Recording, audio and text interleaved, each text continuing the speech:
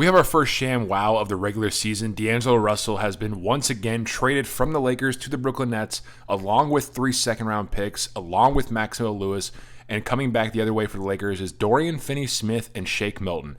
This is a slam dunk of a trade for Rob Pelinka and the Lakers. I'm not sure how they were able to acquire Dorian Finney-Smith for just DLO and 3 second-round picks. Dorian Finney-Smith is shooting 43% from 3 this year.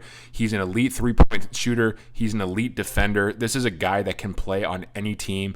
It was a mistake for the Dallas Mavericks to include him as part of the trade a couple of years ago, going the Brooklyn Nets way.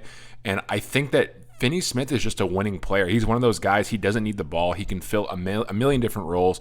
And this is a huge win for the Lakers. Because not only do you get Dorian Finney-Smith, but you also get D'Lo out of the way because he was kind of a redundancy off the bench. He didn't play any defense. He was not interested at all this year after he had went to the bench. His shooting numbers were down, and he just didn't seem like he wanted to be there anymore.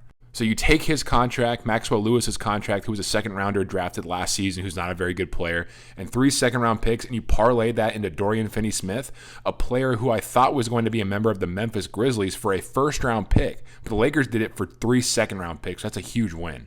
And it's also reported that D'Angelo Russell most likely is going to get bought out by the Brooklyn Nets. So it's a wonder as to where D'Angelo Russell is going to end up. Like, what type of team needs a D'Angelo Russell?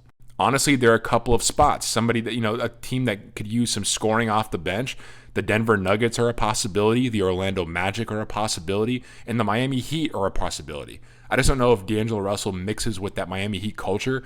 But I think that for D'Lo, going to the Nuggets or the Magic would actually make a lot of sense. He comes in as a playmaker off the bench. He can score a bunch of threes. And for a team like the Magic, which needs scoring, I think he would fit there pretty well. But overall, the trade between the Nets and the Lakers, who do you think won this one? I think it's clear.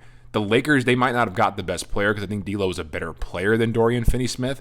But DFS is definitely an elite defender and somebody the Lakers desperately needed.